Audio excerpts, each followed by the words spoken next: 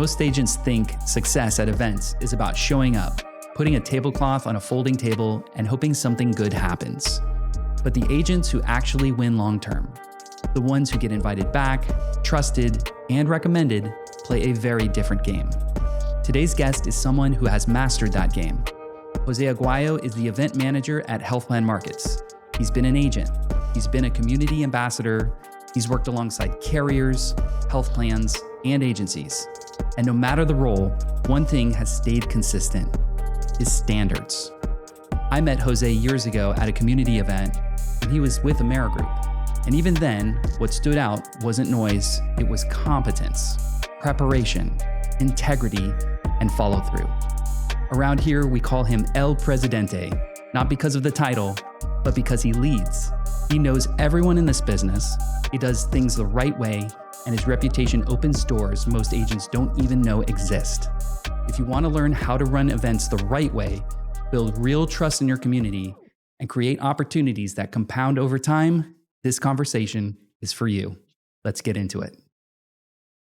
Welcome back. I'm Justin Jacobs. This is Closed, and to my right, I have the famous Jose Aguayo. He is currently an event manager at Health Plan Markets, and we're really excited to talk about events today. It's one of my passions and obviously your expertise. So welcome, Jose. Thank you, Justin, for this opportunity. By the way, I love the podcast. Thank you. I listen all the episodes when I'm driving. Yeah. I think that is part of the time management that you mentioned in one of the previous podcasts. I appreciate that. Yeah, it's better to listen than to look at me, right? Now, Yes. now you have to look at me. Awesome. So we have history. We've known each other for quite some time. And the first time that I met you was at a community event. We were talking about that. How did events become such a big part of your career? How did you end up, where you're at now? Well, when I started in the business many years ago, I was an appointed setter for one of the carriers I don't want to mention because they are not the sponsor. And my job was to get appointments for the agents that they can go to sell the product. After that, I realized that the people that go to different health fairs was famous on that time. Mm-hmm. They go to different stores. At that time was Kmart. Was not the supermarket, was Kmart, and all these stores have a lot of traffic. We start to create awareness events over there. Then I finished to do 2 events per day. Mm-hmm. And one of the main things that you mentioned in previous podcasts about working with doctors, I was doing lunch with doctors to educate the doctors also how we can help them to grow the panel.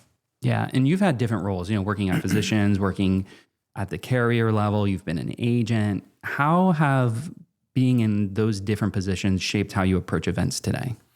Well, the challenge for an agent is to get a lead or get a prospect.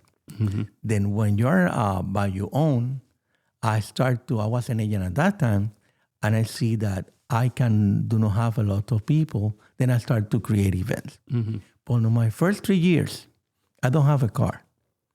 People do not know this. I was taking my bicycle, going to the bus station, get the Lynx, go to the Lynx, and then I spoke to Lynx at that time. Mm-hmm. Lynx have a 30 days pass. If you have a Medicaid, they give you the 30-day bus pass for free for those people. I remember that, yeah.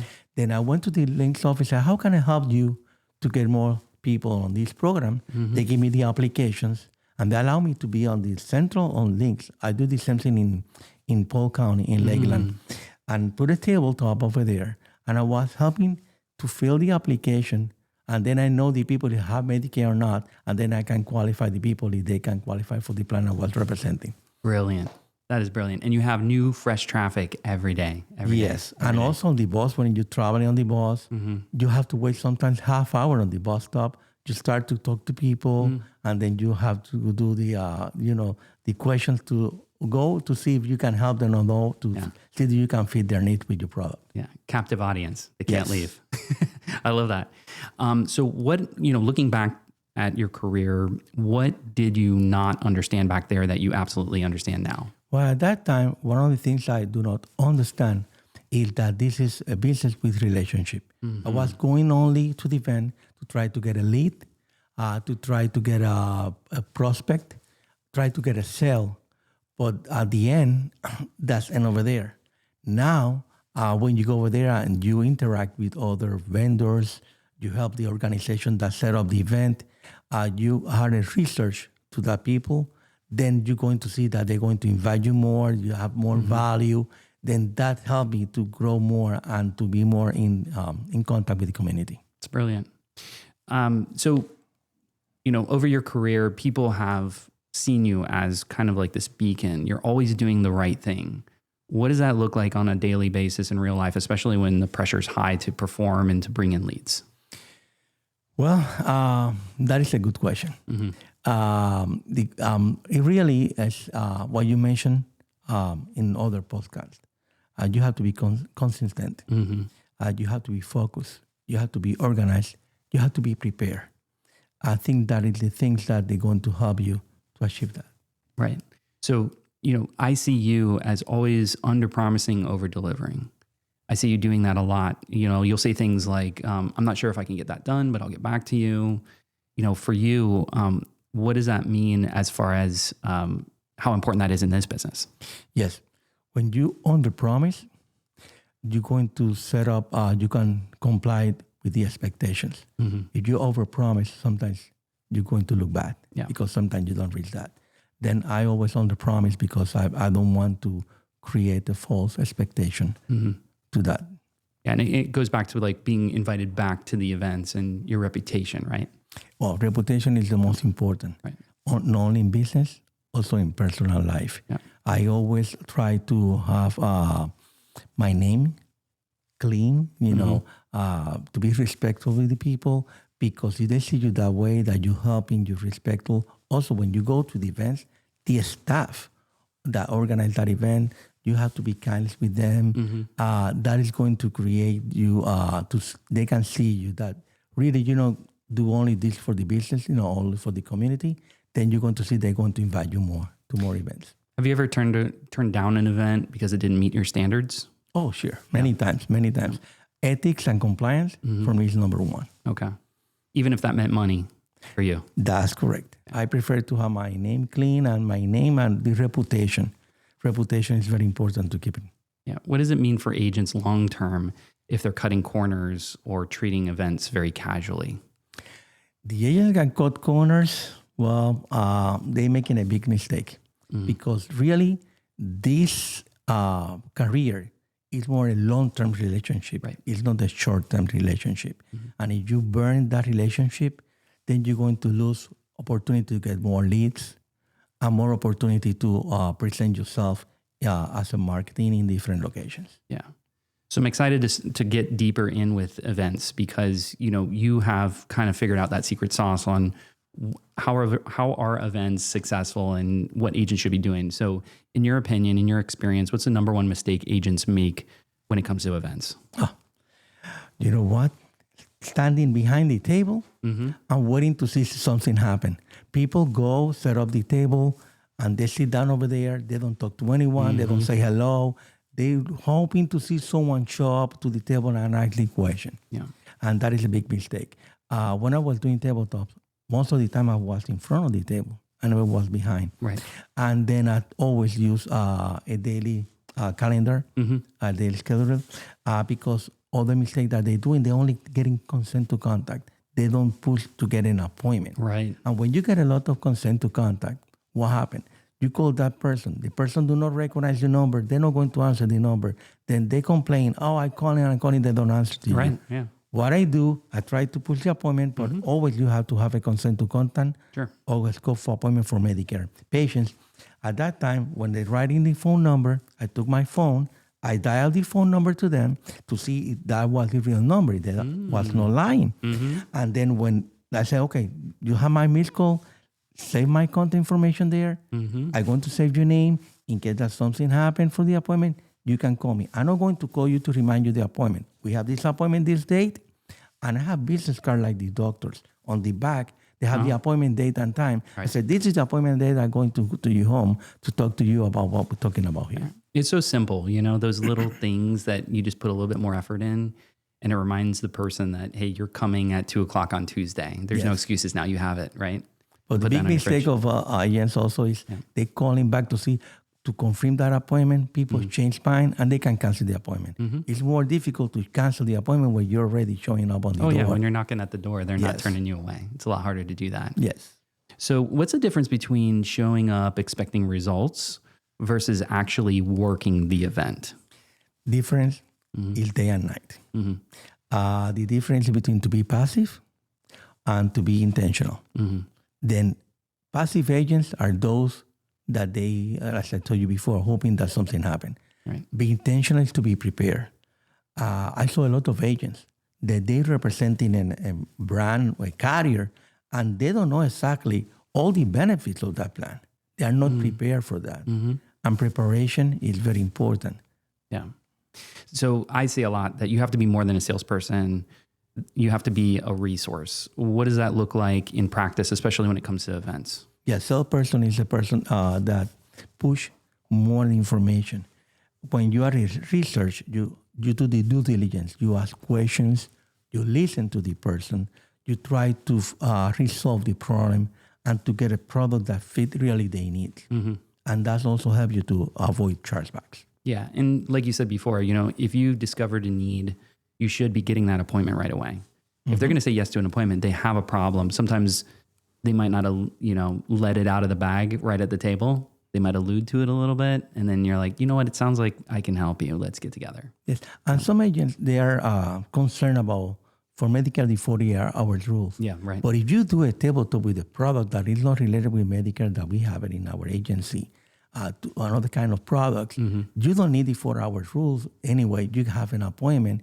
You can go to present that product, make the question, and then after that, you think that it's going to help them for Medicare, then you can make the other appointment for the next 48 hours. But at least you can have more than one product at the table. Yeah, and then you're talking about the healthcare cross sale. That's correct. Because we have some healthcare products where you can do that. And if you don't know how to do that, you should be talking to us so we can show you how to do that. Okay, talking about preparation. How far in advance should agents be booking out and preparing for their events? Okay. We have two different times here. Okay. One, I suggest to do it 20 and 25 days in advance. If you mentioned in a previous podcast regarding mailers. If you're going to mailer, people think mailers only for seminars. I was sending mailer for every single tabletop I have. I create my own traffic. Then, for example, I was every Monday in one location, every Tuesday in another location. Then I prepare a flyer for that area. I hand it out in different apartment complexes saying, I'm going to be here answering questions for people that need any kind of help on this day, at this time frame, in this location. That is if you hand in the flyers. Right. If you're going to do a mailer, then you need about 20, 25 days. For the flyer, 3 to 7 days in advance is good. But for mailers, it have to be 25 days at least that mailer get to the house of the people. But I know that majority of the agents, they don't promote the tabletops. No, they expect the traffic to just be there magically when they show up, right? And when you're in pharmacies and you're in stores, no, every day the same traffic. Right. But if you create the traffic, then it's going to look, I was impressed. Some people came for the flyer and said, oh, I was looking for you, got here. And then at least, it's that help. It's going to bring you some people. Yeah, and sometimes it's like a referral from somebody else that says, hey, I didn't need this, but why don't you go down here? And then they're showing up with a flyer, but it wasn't even for them. Yes. Somebody else that said, hey, you had a need. So having something physical allows somebody to pretty much do some of the work for you, drive that traffic for you. So I love that. Going back to professionalism, in your mind, what does that look like when nobody's really looking? That is a very good question. It's about integrity. I always do things not thinking that someone is watching me. I do things don't matter if someone is there or it's only by myself. And that is the way. Integrity, I think, is one of the things that you have to do. Do the things not expecting that someone's going to applaud or they're going to congratulate you. You have to be there to help, really, to have the heart, to help the community, to help the people. Yeah, and I've seen that people trust you immediately. Why do you think that is? Trust is because they seen that I'm helping the people. They seen that I interact with the people. I can give an example. You mentioned AmeriGroup. when I was working with Ameri Group, I have two other competitors from this business that they want to be next to my table always in every single event. And we became friends. Right. But the reason was because I was doing the flyer. People was looking with the flyer to my table. They was competing against me. They want to talk also to the people. Right. Then sometimes it was a little bit late to set up the table. They always call me, Jose, we have your table here waiting for you. Your competition was doing that? Yes, my competition. That's great. My competition. And then also when you do that with other vendors, other vendors also respect you. Right. They separate the space, they help you to get leads. For example, you have a flea market. The first thing that you have to do is go to each vendor on that flea market, tell them what you're doing, how you can help them, how you can help the clients. Right. I remember one of your podcasts when you work with doctors, you said you have $1 million script or... Oh, yeah. You remember that you mentioned in your podcast? Yeah. But I have mine also. Okay. And mine is when I go to that businesses, on that vendors, I always ask, how can I help you to get more clients to you? How can I help you to get more clients? Yeah, I love that. And they were surprised. And when I go to open doors, that is the same way. To the dentist office, doctor offices, that is the script that you always use. How can I help you to get more clients to you? And that is the way then that we set up events from there and things like that. That's brilliant. So nowadays you're kind of renting your network, right? You're helping agents get in front of prospects and setting up events. And I've noticed you spend quite a bit of time working with them, setting expectations early and often. So how does that protect everybody in that relationship? That protect because you have to build trust. They trust you. And you mentioned trust before. Also, trust is one of the things that is going to drive in your success. If they trust you. If you talk to a prospect, they have to have trust. The partners have to trust.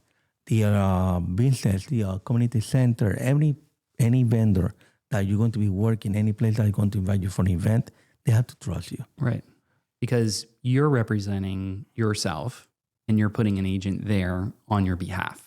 If that agent is not going to show up or they're late or they're too aggressive or whatever, they're going to instantly kind of look back at you and be like, Jose, what's up with this? Right. Yes. So you've got to protect your reputation, but at the same time, you got to put somebody that's going to meet your standards. So talking about that, what standard in your mind do you refuse to compromise on no matter who you're working with?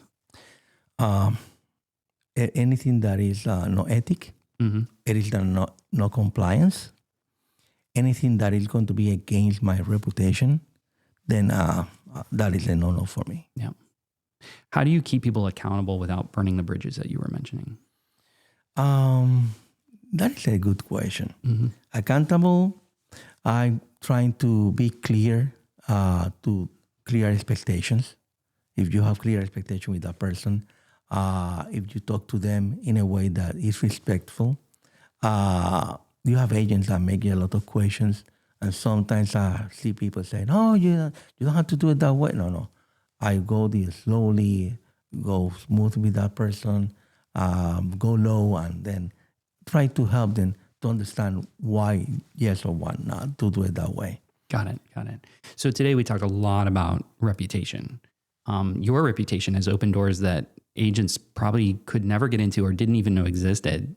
How does that happen? That happened because let me tell you something first. Okay. I never like to talk about myself. Yeah. That is something I can talk about my experience. Excellent. Then this podcast for me is when you invite me, I was thinking, how can I talk about my experience without talking about myself? I know the questions sometimes come about how I did that or how I do that, correct? Looking at it that way,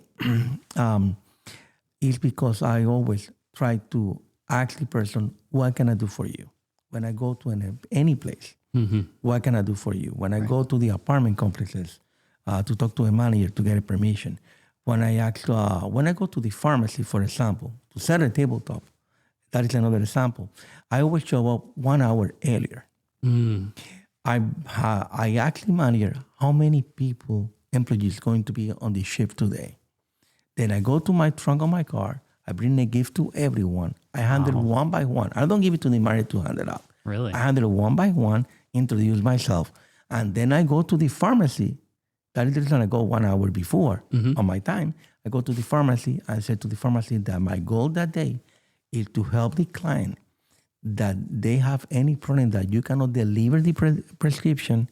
I can see if it was because they cancel Medicaid, they lose the LIS level. What is the problem? I'm going to be the research to try to help that client that you don't lose the client and go to another place. The same way with the dentist. The same thing I do with the dentist. I want to check if because some dental plans, they have a limit. And then I say, I can help you to retain that patient, to bring more people. I can compare with the other plans, and you can complete the treatment. The client's going to be happy, and you're going to be happy. Yeah, I mean, you're positioning yourself as a resource, right? Correct. And you're going to stand out against every other agent or every other person coming in there saying, gimme, gimme, gimme, gimme, right? Yes. So why can't reputation be rushed or manufactured? You have to be natural. You have to be yourself. And when people see that you are yourself, it's always trust again. It's the word that we're talking. Other thing that you talk about, other podcasts before, to be consistent. You have to do the same thing every single time. Right. Every single time. The people see that you are that kind of person, they're transparent, then that is going to go to that result. So when agents are consistent, what kind of opportunities start to show up for them? A lot of opportunities. They're going to start to calling them. They're going to get more leads. They're going to get more referrals. They're going to receive more calls from PLAs that they're coordinating events. I receive calls sometimes say, we want you to be here on this event. Then you don't have to be behind them. They're going to be looking for you because they want you to be there, providing information to help them, also to help the community. You're going to receive a lot of calls. Yeah. How powerful is simply being present in the community over time?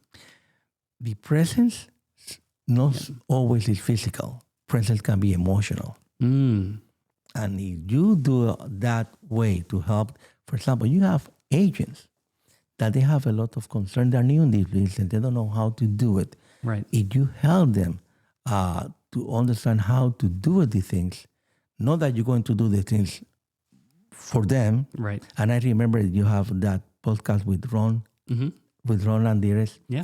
They mentioned talking about that, the agent that came from the career side to an independent 1099. Right. They're expecting that you do everything on their behalf. No, you have to show them that you can guide them, Right. but they have to do the things. They have to take ownership. Ownership. Yeah. So that brings me to my next question here. You know, a lot of agents show up and they say, Jose, just tell me what to do. How do you respond to that? Well, what to do? Okay. One of the things I tell them, it's different when you're going to be, you have to take ownership like before. Why? Because when you are a passenger, you follow directions. Agents are going to follow directions, they're not going to be successful. We can give you some guidelines, Right. but you have to develop yourself. You have to be creative. You have to have initiative. Some agents, they don't move if you don't put it on that place. I have agents calling me, oh, do you have events for me? I said, well, I can look at events for you, but you can also look for places. Take the location, I go with you, and I open the door for you. But don't expect for me to give you all the events. You have also to move yourself, Right. So you're also teaching them how to fish as well, as far as like getting events and running events and finding them and getting them locked in. Oh, sure. And also to do the approach, I invite them to come with me when I'm going to make an introduction to a doctor's office, with the dentist's office, when we go to the community center to try to get an event. Shadow me. I'm going to show you how to do it, but then the next time is your turn.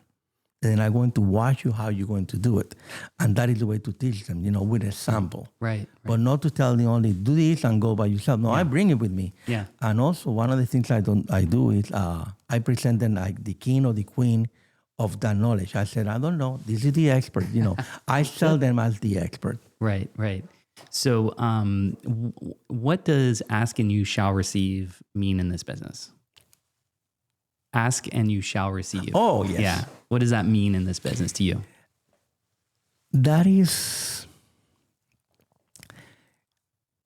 people expect sometimes that they're going to ask and they're going to receive everything, and they don't do nothing for themselves. Right. No. Right. Ask to receive is you have to do it by example. Right. Leading by example, the people are going to see, the community is going to see, and then you can ask and you can receive when they see that you are transparent, that you are a person that help the community. But if you be with your ego, give me, Right. that is not going to go to anywhere. So you're looking for agents that not only show up for you and do events, but they also do it for themselves. Correct. Yeah. Awesome. Why is committing to carrier-specific events important for an agent today? It's very important. Some people, they don't want to do it because they have to file sometimes to CMS by regulations. They can have secret shopper, but it's important because when you have a brand recognition, the feedback from the what you're projecting to the community, that you're a person that have the knowledge. When they recognize that brand, sometimes people come to the table because they want to talk to someone from that company for any reason. And that also develop trust with the other vendors. And then it's, oh, you're looking the person from this company? Oh, it's over there. But when you go in generic, they don't know what you're doing over there, what you're going to be representing, what you're going to share. Then you develop more trust, build trust to the people when you represent a specific carrier. Yeah, and I'll also add to that, some carriers have specific locations that they have an exclusive agreement in that you're never going to be able to get into. For instance, like I think Devoted, they have CVS's, and Aetna does CVS's as well. Yes. So, they have exclusive relationships. You're not going to be able to get in there unless you use one of those carriers. Right, and United have Walgreens. Walgreens, right. Yes, different carriers have different agreement already that they allow you to be over there, that relationship. Yes, that is true. And that is also representing that carrier, open that door to be on that location. Exactly. What separates agents from getting invited back versus those that never get a call? Well, those that get the call back and they invite them, they're going to be more successful. They're going to have more people. They're going to have more leads. Those that they don't receive the call back is because they are not presenting themselves like helping the company. They're only thinking on themselves. And people watch that. People watch if you're helping or not. The other day, I'm going to give you another example. The other day, this is recently, last week, I received a call. I was trying to be on that place with the fitness classes. And a carrier paid for the entire year, and they have their captive agent, and they don't allow us to be over there. Right. What happened? When they saw another activity in the same community center, 1 hour prior, they saw what we was helping the community, doing other things. The place, the manager called me and said, can you take charge now of the fitness classes because I prefer you to bring you the agent that you have. I don't want to bring the name of the agent, but they project themselves as for someone that's helping the community. We prefer to have her here than have the other agent. Wow. And that is because she protect to them, that she's not only by the money, by the business, she always because she's helping the community. And now they want her to be there also because the people that go to the fitness classes is a different demographic than the previous event that was a bingo or was another kind of event. Yeah, they just integrated better, gelled better with that event and for those folks. That's correct. What advice would you give an agent that wants to give up too early? You mentioned that in one of the podcasts before. This relationship is compounding. Everything is like a 401k when in investment. If you put the money and you take it too soon to out, you don't see your money grow. Right. The relationship here is the same thing. Right. You have to give time to do it like a plant. You put the seed, you put water, they have sun, it's going to grow. The business is going to grow over time if you keep the correct time. The problem is some people quit sooner. Right. Because they never know when to quit. Yeah. I said never quit. Yeah. Never quit. Be patient. stay in the business. You're going to have bad month. You have to good month. But at the end, you're going to still growing over time. Yeah, it's funny. You remind me of something that I started saying this year. And it's, you might have a bad day, but a great week. You might have a bad week, but a great month. Yes. You might have a bad month, but a great quarter. You might have a bad quarter, but a great year, right? So you have to think of it long-term as well as the short-term. Yes. So you just have to remember, like, there's sunshine at the end of the rainbow there. All right, I'm going to shift a little bit. I call you El Presidente. That's your nickname. It's caught on, right?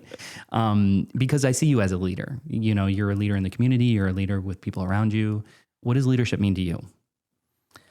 Leadership. Okay. I thought that you mentioned Presidente because I was always negotiating. I thought that was. That too. You're always making deals. But really, everywhere that I went, they're like, oh, Jose. I'm like, man, you should run for president. I mean, literally, like, everybody knew you in the community. And it goes back to everything you said on this podcast today. Yes. It's the consistency. It's being, having the reps, being out in the community. But now you're in a leadership kind of position where you're helping agents guide them to become the next Jose Aguayo, if you will. Yes. Leadership is the person that with this own example, show the people how to do things. Yeah. It's not telling them exactly you have to do this or I'm going to do it on your behalf. Right. It's by your example, you can educate and guide them to do what they have to do. Absolutely. When you were coming in to HPM, we had the opportunity to work together again. We've worked in different roles in the past. And when Sergio mentioned, hey, Jose might be available to come with us, I was like, oh man, that's a no-brainer. First of all, you're a trustworthy friend. It was a no-brainer for me because I trust you. Everybody in the organization, I knew you were going to fit right in, just of how you are. To you, why does that matter more than titles or recognition? Yes. I think humility is important. You don't need applause. Yeah. You don't need to be the hero. The most important, you don't bend your standard, your values. That is important. Right. And leadership is paying attention, listen to the people, answering the question, helping what they need. I think that is leadership. Yeah. And you had mentioned, recognition always comes later. But how do you stay focused on the results first and then the recognition? How would you mention that to an agent, I guess? Yes. First, when I started in this business, previous to the podcast, I told you when I really started, who was my mentor. Yeah. My mentor gave me a book from one person that have his name. He gave me a book from Brian Tracy. Yeah. I don't know who was Brian Tracy. Yeah. And I started to develop leadership, to track, to follow what Brian Tracy teach. And one of the things I do that maybe most of the people, they don't remember me on that time. That was 25 years ago. On that time, we don't have the smartphones like today. Sure. Then I use a stopwatch that they were using for running. I bought it. I have it hanging over here. I remember that. Yeah. Okay. When I start to talk to a person, I put my clock to run. When I stop to talk to them, I stop the clock. Then at the end of the day, I work 8 or 10 hours. I want to see how much minutes I was face-to-face talking to someone. Interesting. Why? Because we drive a lot. We lose time driving from point A, from point B. My goal was at least to have between 2 or 3 hours face-to-face, not only with one person, for more than 30 or 40 people. Collectively. Yes. Yeah. Don't spend more than 3 or 4 minutes to try to get an appointment. Right. Because remember, I was an appointment setter. That was the way I set it up. And I was trying to be accountable to that. Yeah. Okay. That was an habit. You talk about habit. That was an habit I want to try to do it every single day from Monday to Friday. Yeah. At the end, when I started getting 2 or 3 appointments, at the end, I was making already 20 to 25 appointments per day. Wow. Because I was getting better, the consistency, getting better. Yeah. But I was tracking my time face to face. Sometimes you're on the phone talking a lot of things that is not the business. You have to concentrate. I love the idea that you bring the 10-10-10. Yeah. That I learned from you. And applying that, yeah, I love it that way, because if you do it 10-10-10, right, 10 emails, the texts, and phone calls before 10 a.m., you have more time now to focus to do other things. And that reminded me when I was doing that. Well, it's funny because it compounds over time. You just do that for a week and you've done 50 phone calls, 50 text messages, 50 emails, all before 10 a.m. every day. You'll start to see your phone start to ring throughout the day. It gets to a point, it happened to me, where I had to stop doing it because I had too much in my pipeline. So I would have to start my day earlier and then I would kind of skip over that. But talking about Brian Tracy, one of my favorite books that he wrote was Eat That Frog. Eat That Frog. Yes. Yeah. So Eat That Frog. And that was my Eat That Frog. I would have to do my 10-10-10 every day. So I knew that was the hardest thing that I had to do is get all those communications out. And regarding the emails, Yep. the best time to send email is before 10 a.m. Right. Because when they open the computer or they go to the phone, the last email is going to be the first one to see on the top. Exactly. Then if your email was the last one before they open the email app, then you're going to see the first one they're going to see from you, before they go to the other one they received during the night or the afternoon before. Yeah. What's one thing that you hope agents take away from this conversation today? Good, I said only one. They take a lot of things. The list can be, for one of the things I think is the most important, reputation. Yeah. Focus on your reputation. Focus on the reputation. I love that. All right, we're to our last question, but before we get there, I'm doing this thing where we try different health products, and this is a protein bar. It's called Built. It's got an interesting texture, and this is not sponsored, by the way. But if you want to try this, and then you're going to rate it, how it tastes from a scale of 1 to 5, just like CMS star rating system. Star rating system. Yes. So you're going to give it a 1. This is good because I was hungry. Okay, good. Yeah, I wake up earlier today to be here. I came prepared. So while you're eating that, I'm going to ask the question. Only to see it. Yeah. You have more than 3 stars already because I love chocolate. Oh, okay. Well, there you go. And it's coconut, and you said you were a fan of coconut, so. Then I give you 5. Yeah, 5? Yeah. It's good. I never tried it before. Yeah. They're on sale right now. I found them, I think, at Costco or something like that. Oh, so, yeah? check those out. But Costco is not a sponsor. Oh, I know. They're not either. So I know I'm dropping names today. All right. Last question here today. If an agent's listening to this today, what's one standard that you want to leave behind that they should live by? One that could change their career faster than any other standard? Be a research. Helping others, helping everyone to be in research. Right. If you're in research, remember the encyclopedia like years before. Now everything online. Right. But if you have the knowledge and you help the people, be a research, they're going to call you a lot. They're going to trust you. They're going to give you leads. They're going to refer you for anything. They're going to call you and say, hey, I have this situation. Be a research. I love that. Resource, becoming a resource, your phone's going to ring, right? Jose, thank you very much for being here today, man. This was fantastic. And thank you for the podcast. For me also personally, it's helping me a lot. Awesome. I appreciate that. Jose Aguayo, event manager. If there's one theme that keeps coming up in this conversation, it's this. Reputation is built long before results show up. Jose's success isn't accidental. It's the byproduct of preparation, consistency, and doing the right thing when it would have been easier not to. In a business where too many people guess, rush, or cut corners, standards still matter. Ethics still matter. Showing up the right way still matters. The agents who get more opportunities aren't lucky, they're reliable. They follow instructions. They say thank you. They stay present. And they don't give up too early. If you want more invites, more trust, and more long-term growth, stop asking what you can get from events and start asking how you can show up better for them. If this episode helped you rethink how you approach your business, do me a favor. Subscribe, leave a comment, and tell us the one standard you're committing to raise. I'm Justin Jacobs, this is Closed, and you have a nice day.